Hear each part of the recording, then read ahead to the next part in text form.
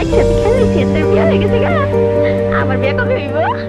ঢালিউডের ৯০-এর দশককে বলা হয় বাংলা চলচ্চিত্রের সোনালী অধ্যায়। সে সময়ের জনপ্রিয়তার শীর্ষে ছিলেন তিন নায়িকা শাবনূর, মৌসুমী ও শাবনাজ। তাদের অভিনয়, স্টারডম এবং পর্দায় উপস্থিতি বাংলা চলচ্চিত্রকে করেছিল আরও সমৃদ্ধ। সময়ের পথ চলায় দীর্ঘদিন ধরেই তারা পর্দার আড়ালে। ব্যক্তিগত জীবনের নতুন ছন্দে স্থির হয়েছেন, কেউ দেশে, কেউ আবার দেশের বাইরে। চলুন জেনে নিই আজ কোথায় এবং কেমন আছেন তারা।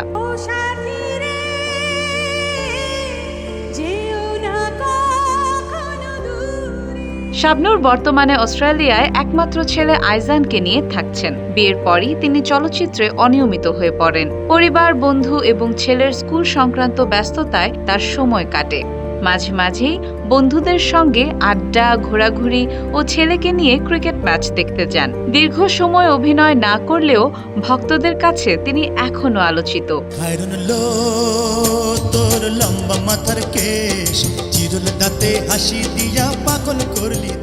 অন্যদিকে মৌসুমী এখন যুক্তরাষ্ট্রের নিউ জার্সিতে মা ও মেয়ে ফাইজাকে নিয়ে স্থায়ী সময় পার করছেন। মায়ের অসুস্থতা ও মেয়ের বেড়ে ওঠার দায়িত্বে তিনি অভিনয় থেকে সরে দাঁড়িয়েছেন। সর্বশেষ দেশান্তর ছবিতে অভিনয় করেন তিনি।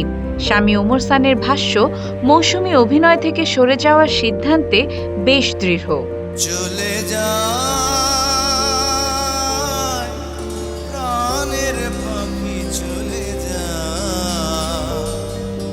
শাবনাজ ১৮ বছর ধরে চলচ্চিত্র থেকে দূরে। ঢাকার উত্তরায় পরিবার নিয়ে সময় কাটাচ্ছেন। চাঁদনি সিনেমা দিয়ে জনপ্রিয়তা পাওয়া এই নায়িকা এখন সম্পূর্ণই পারিবারিক জীবনে মনোনিবেশ করেছেন। স্বামী নাইম ও সন্তানদের সঙ্গে তার ব্যস্ততা। পর্দায় না থাকলেও এই তিন তারকা এখনো স্মৃতিতে উজ্জ্বল। Desk report, Bangladesh guardian.